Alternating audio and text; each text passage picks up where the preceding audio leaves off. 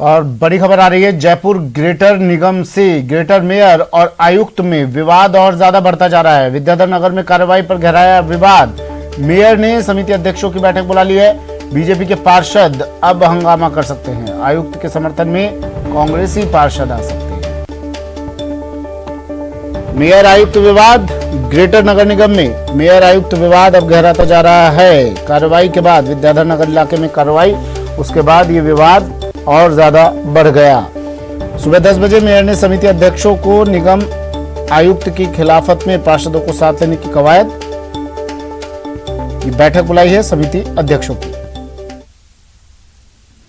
दीपक व्यास मेरे सहयोगी हमारे साथ फोन लाइन पर जुड़ गए हैं। दीपक, पूरा मामला क्या है, क्यों ये विवाद की वजह क्या और अब आगे क्या?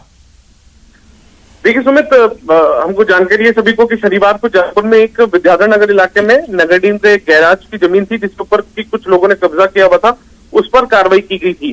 और नगर निगम ने जब उस पर कार्रवाई की तो उस पर ये सवाल उठे कि कोरोना काल में एक तरफ लॉकडाउन लगा हुआ है, तो ऐसे में मानवीय दृष्टि से ये कार्रवाई ठीक नहीं है। लोगों को उजाड़ दिया गया, उन्हें बेघर कर दिया गया, सड़क पर ला दिया गया। इसी को लेकर दोपहर में जब इस कार्रवाई पर, निगम की कार्रवाई पर सवाल उठे तो देर शाम जाकर मेयर ने इस कार्रवाई पर भी सवाल उठा दिए। उन्होंने कहा कि ये आयुक्त ने हड़दर्पिता के कारण ये कार्रवाई की है। मैंने बार बार उनको फोन किया लेकिन उन्होंने कार्रवाई को नहीं रोका। तो इसी को लेकर मेयर और आयुक्त के बीच खींचतान शुरू हो गई थी।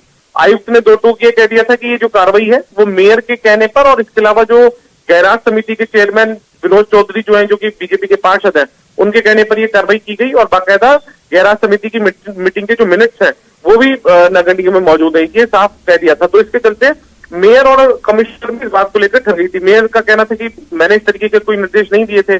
आयुक्त कह रहे थे कि निर्देश के बाद में कार्रवाई हुई है। तो दोनों के बीच में एक तरीके से खुलेआम जो विवाद था वो यहाँ पर खुलकर सामने आ गया था। क्योंकि कल भी पूरे इस विवाद को लेकर काफी सरगर्मियां चलती रही। मेयर ने कल शाम को जाकर जो नगर निगम में समितियों के चेयरमैन है उनके साथ में वीसी के जरिए एक मीटिंग की थी और कहीं ना कहीं जो पार्षदों का साथ लेने की कवायद थी वो इस वीसी के जरिए की गई थी।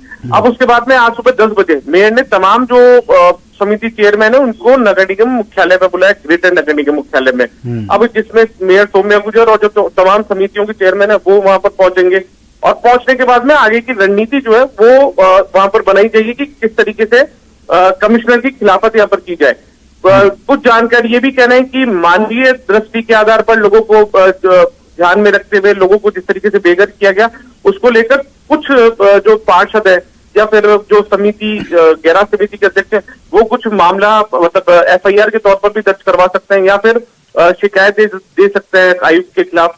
दूसरी तरफ जो कांग्रेस के पार्षद है वो सरेआम ये कह रहे हैं कि जो मेयर है ये उनकी हड़दर्पिता है, कमिश्नर को कहीं ना कहीं बदनाम करने की कोशिश की जा रही है। तो ऐसे में कांग्रेस के पार्षद सद्बुद्धि यज्ञ भी नगर निगम में कर सकते हैं। ठीक है, शुक्रिया दीपक तमाम जानकारी के लिए।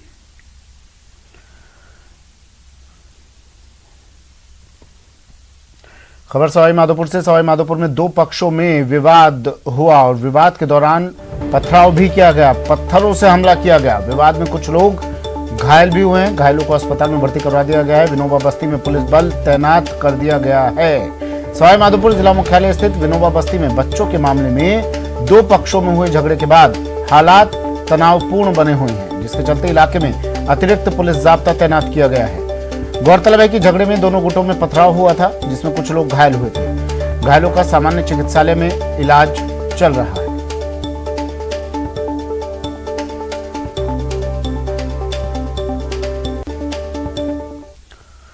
खबर अजमेर से। अजमेर जिले के मसूदा थाना क्षेत्र के खीमपुरा गांव में देर रात शराब ठेके पर चोरी की बड़ी वारदात सामने आई है। कार में सवार होकर आए बदमाशों ने शराब दुकान में सेंध लगाकर बड़ी मात्रा में शराब लेकर भागने की फिराक में थे कि ठेकेदार को इसकी सूचना मिल गई। इसके बाद दोनों पक्षों में जमकर गुत्थम गुत्था हुई। घटना में एक युवक घायल हो गया। सूचना पर मौके पर पहुंची पुलिस ने घायल को इलाज के लिए अस्पताल में भर्ती करवाया। बताया जा रहा है कि देर रात हुई घटना में फायरिंग भी हुई थी। हालांकि पुलिस ने इसकी पुष्टि नहीं की है। मसूदा थाना पुलिस ने शराब ठेकेदार की शिकायत पर मुकदमा दर्ज कर जांच शुरू कर दी।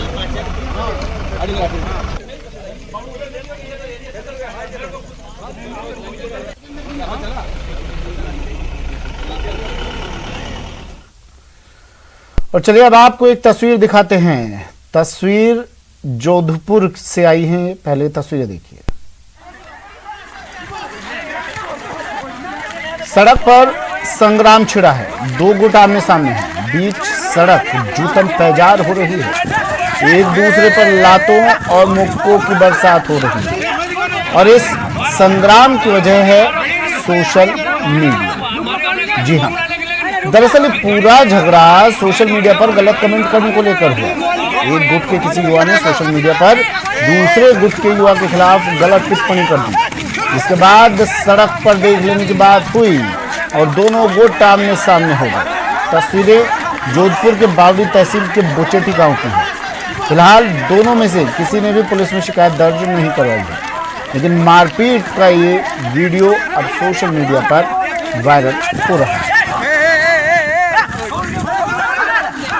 तो सोशल मीडिया से शुरू हुआ ये झगड़ा अब सोशल मीडिया तक ही पहुंच गया है। सोशल मीडिया पर किसी बात को लेकर अनबन हुई और उसके बाद सड़क पर ये दोनों गुट आमने सामने हो गए और अब ये वीडियो भी सोशल मीडिया पर वायरल हो रहा है।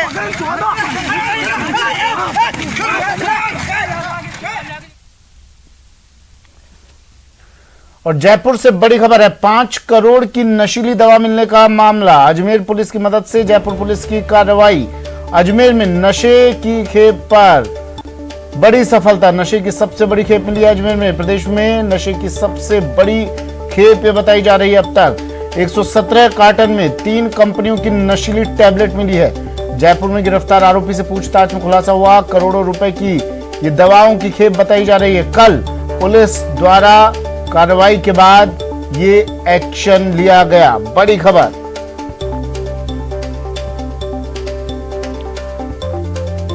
5 करोड़ की नशीली दवा मिलने का पूरा ये मामला। अजमेर पुलिस की मदद से जयपुर पुलिस ने ये कार्रवाई की और बताया जा रहा है अब तक की सबसे बड़ी नशे की खेप जब्त की है। 117 कार्टन में 3 कंपनियों की नशीली टैबलेट मिली है।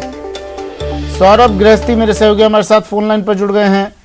सौरभ, सबसे बड़ा मामला बताया जा रहा है नशे की खेप से जुड़ा हुआ है, क्या ये पूरा मामला, किस तरह से ये कार्रवाई की गई?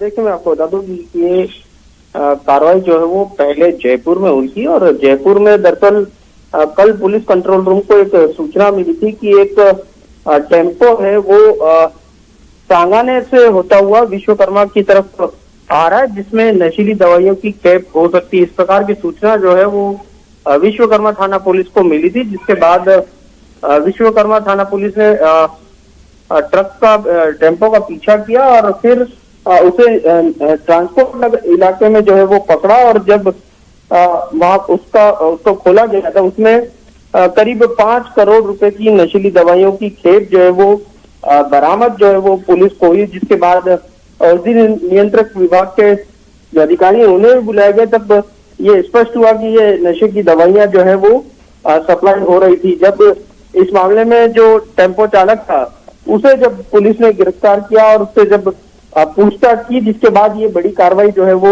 अजमेर में हुई है। दरअसल जो टेम्पो चालक था उससे पूछताछ में ये सामने आया कि जो ओनर है उसने जो है अजमेर में भी एक खेप भेजी है और ट्रांसपोर्ट के जरिए ट्रक जो है वो वहां गया, जिसके बाद आज सुबह जो है वो जयपुर क्राइम ब्रांच की टीम ने वहां पर जो है वो कार्रवाई की और बताया जा रहा है कि करीब 10 करोड़ से भी ज्यादा की ये दवाइयां जो है वो अजमेर में बरामद हुई है। तो लॉकडाउन के दौरान इतनी बड़ी दवाइयों की खेप जो है वो कहाँ सप्लाई हो रही थी, किन्हें सप्लाई होनी थी, ये तमाम बातों की आज जो है वो पुलिस खुलासा करेगी। लेकिन ये बहुत बड़ी कार्रवाई जो है वो इस वक्त जयपुर पुलिस और फिर अजमेर पुलिस के सहयोग से अंजाम दी गई है। ठीक है, शुक्रिया सौरभ तमाम जानकारी के लिए। तो जयपुर से ये बड़ी खबर, 5 करोड़ की नशीली दवा मिलने का पूरा मामला है। अजमेर पुलिस की मदद से जयपुर पुलिस की ये कार्रवाई। अजमेर में नशे की सबसे बड़ी खेप, लॉकडाउन के दौरान 5 करोड़ की नशीली दवा जब्त की गई।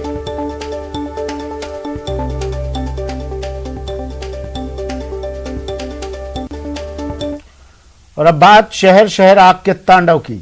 बाड़मेर और डूंगरपुर में आग से लाखों का माल स्वाहा हो गया।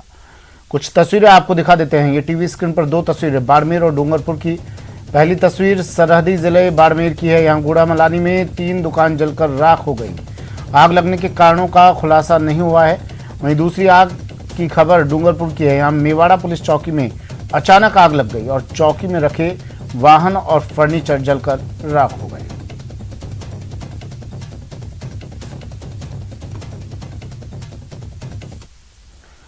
बाड़मेर के गूढ़ा मलानी उपखंड मुख्यालय पर देर रात 3 दुकानों में भीषण आग लग गई। मुख्य बाजार के बीचों बीच आग लगने से अफरा तफरी मच गई। हालांकि आग लगने के कारणों का खुलासा नहीं हुआ है। आज सुबह तक फायर ब्रिगेड और ग्रामीण अपने स्तर पर आग बुझाने का प्रयास करते रहे। बताया जा रहा है कि इलेक्ट्रॉनिक और किराना शॉप में लगी आग से करीब 1 करोड़ रुपए का नुकसान हुआ है। आग लगने के कारणों का खुलासा नहीं हो पाया।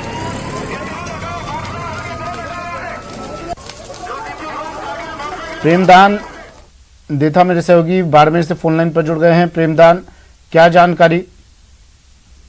देखिए सुमित जी, बताना चाहूंगा कि बाड़मेर जिले के गुड़ामालानी मुख्य बाजार के अंदर जो थाना है उसके सामने ही दुकानों में आग लगी। रात करीब 3:30 बजे जब इसकी सूचना मिलने के बाद में मौके पर स्थानीय लोगों ने और फायर ब्रिगेड जो कैन वेदांता की वहां पर फायर ब्रिगेड उसके आग बुझाने का प्रयास किया गया, लेकिन आग पर काबू नहीं पाया जा सका। इसको लेकर बालोतरा और बाड़मेर से भी फायर ब्रिगेड बुलाई और मौके पर 5 फायर ब्रिगेड ने पहुंच करके आग पर अब काबू पाया है। उसमें करीब 3 दुकानों में करीब 1 करोड़ रुपए के नुकसान की आशंका बताई जा रही है। आग लगने के अभी तक कारणों का खुलासा नहीं हो पाया। पुलिस इस पूरे मामले की जांच में जुट गई है। समय रहते अगर आग पर काबू नहीं पाया जाता तो इस 3 दुकानों के साथ में करीब 100 दुकानें जुड़ी हुई थी, तो बहुत बड़ा नुकसान होने की आशंका थी। इसको लेके लोगों में भय व्याप्त हो गया। बहुत सारे लोग इकट्ठे होने के बाद में आग पर अब काबू पाया गया है। जी सुमित। ठीक है, शुक्रिया प्रेमदान तमाम जानकारी के लिए। तो 1 करोड़ के नुकसान की आशंका जताई जा रही है। 3 दुकानों में भीषण आग, हालांकि अब तक इन आग लगने के कारणों का खुलासा नहीं हो पाया है।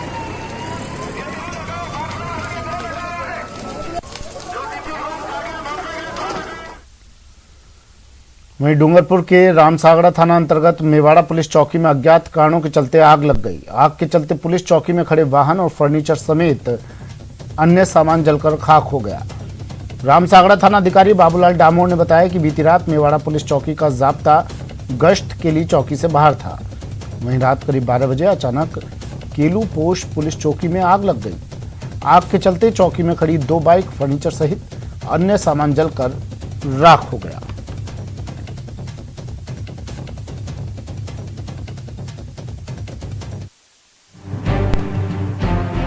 बस बर्बादी के निशान बाकी रह गए हैं। कोयला हो चुके फर्नीचर जमीन पर आ गिरे। छत और ये जली हुई बाइक्स ये बताने के लिए काफी हैं कि कुछ देर पहले यहाँ आग ने कहर बरपाया है। ये तस्वीरें डूंगरपुर जिले के रामसागड़ा थाना के मेवाड़ा पुलिस चौकी की है। बताया जा रहा है कि रात में जिस वक्त पुलिस गश्त पर गई थी उसी दौरान यहाँ आग लग गई। रात करीब 12 बजे लगी इस आग को देखकर गाँव वालों ने अपनी तरफ से बहुत कोशिश की, लेकिन ये आग उनके काबू में नहीं आई।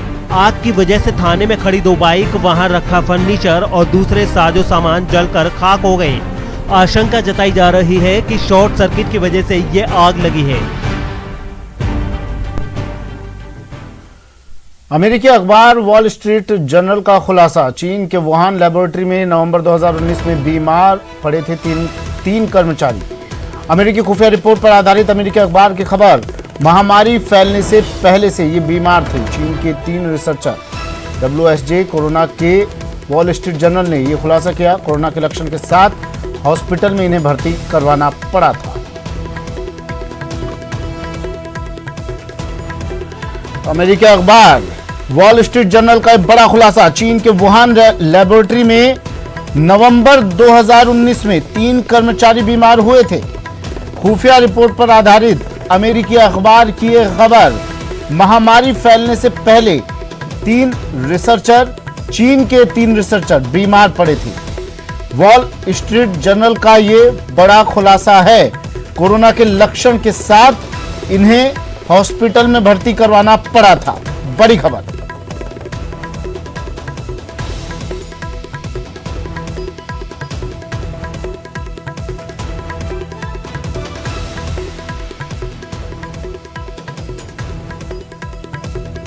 पर जुड़ गए हैं शैलेंद्र। बार बार नहीं, एक बार नहीं, कई बार नहीं, 100 बार नहीं, 1000 बार नहीं, ये बात कही गई कि कोरोना वायरस चीन की तरफ से आया है, चीन का फैलाया वायरस है, और अब ये साबित भी हो रहा है। देखिए, जो ताजा रिपोर्ट सामने आई है वॉल स्ट्रीट जर्नल की, हालांकि लगातार ये कहा जाता रहा है कि ये वायरस का जन्म कहाँ हुआ, कहाँ से इसकी शुरुआत हुई, इसको लेकर कई बार सवाल खड़े किए गए हैं और एक WHO की टीम भी जा चुकी है वुहान। हालांकि उन्होंने वहां से लौटने के बाद कहा था कि लेबोरेटरी से ये वायरस नहीं फैला है, लेकिन अब जो ये ताजा रिपोर्ट आई है, एक बार सिर्फ सवाल खड़े हो रहे हैं, क्योंकि अमेरिका की इन खुफिया रिपोर्ट के आधार पर ये वॉल स्ट्रीट जर्नल की रिपोर्ट है, जिसमें कहा गया है कि 3 कर्मचारी, 3 रिसर्चर, शोधकर्ता जो कि वुहान की उसी लेबोरेटरी में काम कर रहे थे, वो नवंबर 2019 यानी कि दुनिया भर में महामारी फैलने से पहले ये लोग बीमार हुए थे। इनको हॉस्पिटल में भर्ती कराना पड़ा था और उनमें कोरोना के संक्रमण के लक्षण भी दिखाई दे रहे थे। यानी कि फिर से एक बार ये सवाल खड़े करता है कि क्या वाकई में लेबोरेटरी से ही ये वायरस फैला था, क्योंकि ये लगातार चर्चा रही है कि दुनिया में ये वायरस किस तरह से फैला और पहले ही इसको वुहान में ही क्यों नहीं रोका गया। तो जाहिर तौर पर इस रिपोर्ट के बाद फिर एक बार सवाल खड़े होते हैं और वो भी ये रिपोर्ट तब सामने आ रही है जबकि वर्ल्ड हेल्थ ऑर्गेनाइजेशन की आज से एक और बैठक शुरू होने वाली है, जिसमें इसके ओरिजिन, वायरस के ओरिजिन पर फिर से एक बार जो जांच चल रही है उसको आगे बढ़ाया जाएगा। उससे ठीक पहले ये रिपोर्ट सामने आती है तो जाहिर तौर पर से सवाल फिर खड़े होते हैं कि आखिर मंशा क्या रही है, क्या वाकई में ये गलती से वायरस दुनिया में फैला है या जानबूझकर इसके पीछे मंशा रही है चीन। मंशा, शैलेंद्र, इस पर भी सवाल खड़े होंगे कि अब तक इस बात को छुपाकर क्यों रखा गया। वॉल स्ट्रीट जर्नल ने खुलासा कर दिया, लेकिन इतने सालों से, इतने वक्त से इस बात को क्यों छुपाया गया, क्यों कोशिश की जा रही है? देखिए कि सब जानते हैं कि चीन जो देश है वो बाकी डेमोक्रेसी जैसा नहीं है, वहां पर सच कभी सामने नहीं आता है। और ऐसे में हमने ये भी देखा है कि शुरुआत में जब WHO की टीम वहां गई थी तो उनको भी एक्सेस शुरुआत में नहीं दिया गया और ये भी कहा जाता रहा है कि जब तक चीन खुलकर सामने नहीं आएगा, वो ये नहीं बताएगा कि इसकी महामारी की फैलने की वजह क्या है, तब तक दुनिया भर में जो मौतें हो रही है, दुनिया भर में जो नुकसान हो रहा है, लोगों की जानें जा रही हैं, उस पर रोक लगाना इतना आसान नहीं होगा। लेकिन अब फिलहाल इस रिपोर्ट से ये साफ हो गया है कि 3 जो शोधकर्ता है उसी वुहान लेबोरेटरी में वो बीमार हुए थे 2019 में नवंबर में, यानी कि ठीक उसके बाद ये वायरस पूरी दुनिया में फैला था।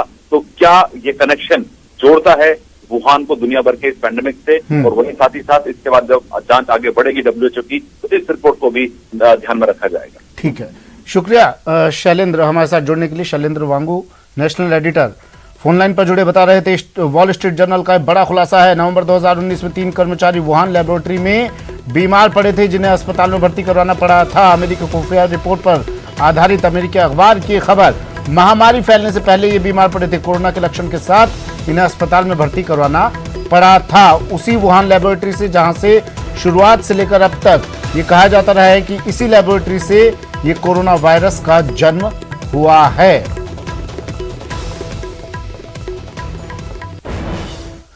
ब्रेक के बाद स्वागत है आपका।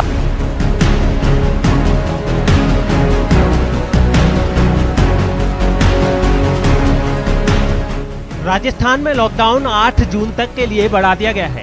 राज्य में 24 मई से 8 जून तक 3 टायर लॉकडाउन लागू होगा। मुख्यमंत्री अशोक गहलोत ने ये घोषणा की है। सीएम अशोक गहलोत ने अपने एक ट्वीट में कहा, लोग कोविड प्रोटोकॉल को आवश्यक रूप से व्यवहार में शामिल करें ताकि स्थिति में सुधार होने पर लॉकडाउन की पाबंदियों में ढील दी जा सके। लॉकडाउन से कुछ तकलीफें जरूर होती हैं, लेकिन संक्रमण प्रसार की वर्तमान स्थितियों में प्रदेशवासियों की जीवन रक्षा के लिए ये प्रतिबंध लगाना जरूरी है। मुख्यमंत्री ने कहा कि राज्य में बाहर से आने वाले यात्रियों को 72 घंटे के अंदर करवाई गई RT-PCR नेगेटिव जांच रिपोर्ट दिखानी होगी। अगर यात्री यह रिपोर्ट नहीं पेश कर पाता तो उसे 15 दिन के लिए क्वारंटीन रहना होगा। सीएम ने एक के बाद एक कई ट्वीट कर नए लॉकडाउन की गाइडलाइन भी जारी की है। गौरतलब है कि 6 मई को मुख्यमंत्री अशोक गहलोत की अध्यक्षता में हुई मंत्रिमंडल की बैठक में कोरोना वायरस संक्रमण की कड़ी को तोड़ने के लिए प्रदेश में 10 मई से 24 मई तक सख्त लॉकडाउन लागू करने का निर्णय लिया गया था। वहीं प्रदेश में कोरोना के बढ़ते संक्रमण को देखते हुए सीएम गहलोत ने कहा कि कोरोना संक्रमण रोकने की कवायद की जा रही है। मुख्यमंत्री अशोक गहलोत ने कहा कि प्रदेश भर में जयपुर मॉडल लागू किया जाएगा। साथ ही सीएम ने कहा कि ILI लक्षणों वाले मरीजों का चिन्हीकरण किया जाएगा। मेडिकल किट वितरण, जांच, होम आइसोलेशन और उपचार की भी नियमित निगरानी की जाएगी। डोर टू डोर सर्वे का काम इस प्रकार किया जाएगा जिससे प्रत्येक घर का सर्वे 10 दिन में हो सके और ये प्रक्रिया प्रत्येक 10 दिन में दोहराई जाएगी।